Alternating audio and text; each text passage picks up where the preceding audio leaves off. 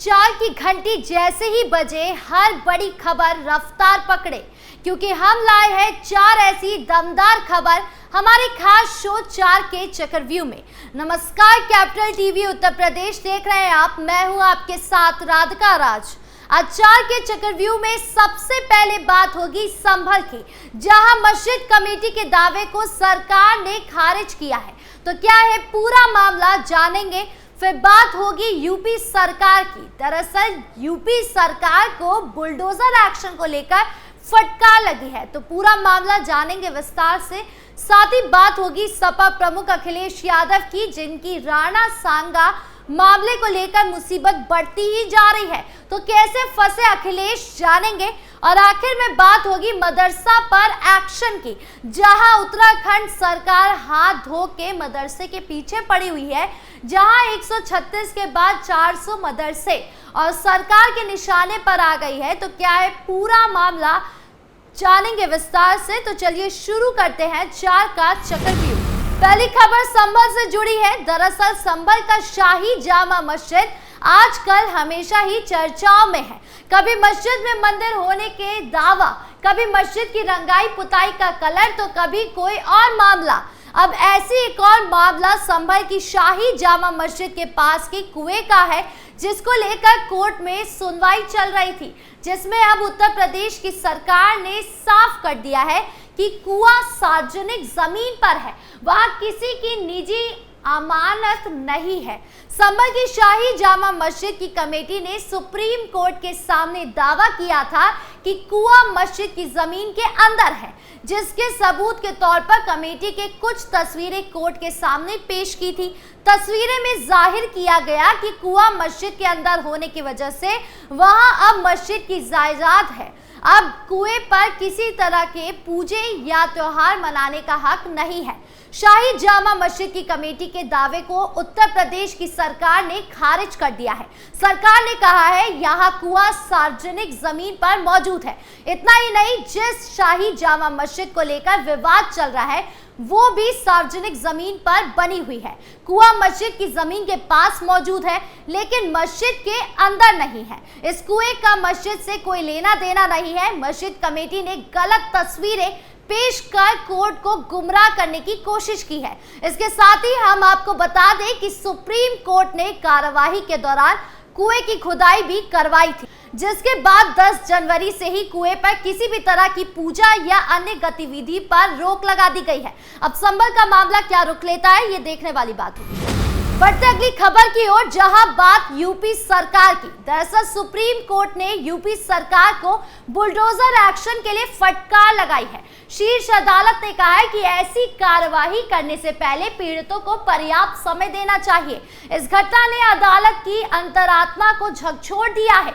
अदालत ने पीड़ितों को राहत देते हुए घरों को फिर से बनाने की सशर्त अनुमति दी है। ये मामला प्रयागराज का है, जहां साल 2021 में एक वकील, एक प्रोफेसर और अन्य के घरों को बुलडोजर से तोड़ दिया गया था।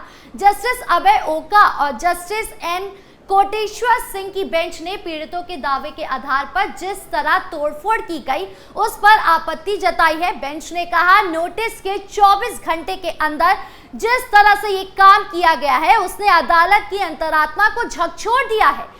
कोर्ट ने पीड़ितों को अपने खर्च पर घर बनाने की सशर्त अनुमति दी, जिसमें कहा गया कि उन्हें एक हलफनामा देना होगा कि वो समय पर अपील करेंगे, जमीन पर कोई दावा नहीं करेंगे और किसी तीसरे पक्ष को शामिल नहीं करेंगे। अगर उनकी अपील खारिज हो जाती है तो उन्हें अपने खर्च पर घरों को फिर से तोड़ना होगा।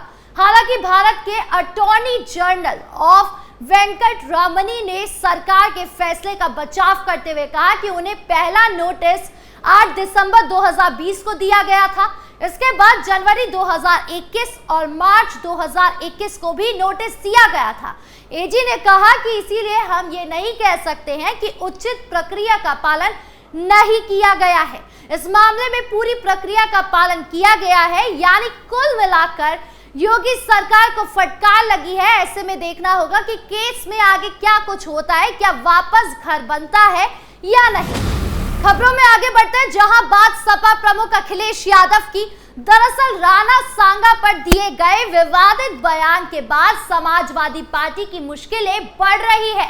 सपा मुखिया अखिलेश यादव और राष्ट्रीय महासचिव राज्यसभा सांसद रामजी लाल सुमन के खिलाफ आगरा में सिविल केस दायर हुआ है।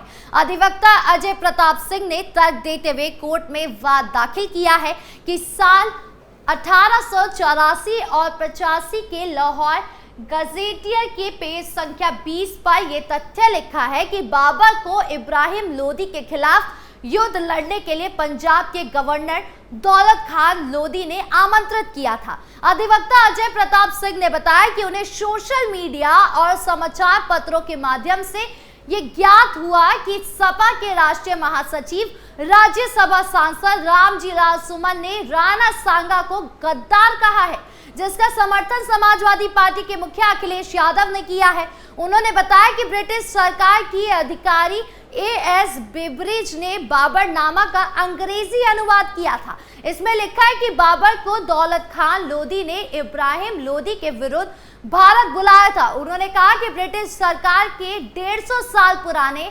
अभिलेखों में ये दर्ज है। फिर इन आधारों पर रामजी लाल सुमन ने ये दावा कर रहे हैं कि राणा सांगा ने बाबर को भारत में बुलाया था। अधिवक्ता अजय प्रताप सिंह का कहना है कि बाबरनामा का विश्लेषण करने पर यह ज्ञात होता है कि बाबर और राणा सांगा के बीच 11 फरवरी 1527 में युद्ध हुआ था, जो कि 17 मार्च 1527 तक चला था। बाबर का कैंप खानवा में पहाड़ी के पास था। बाबरनामा के अनुसार 17 मार्च को निर्णायक युद्ध हुआ था, जो कि फतेहपुर सिकरी के किले से लड़ा गया था, जिसमें राणा सांगा बुरी तरह से घायल हो गए थे।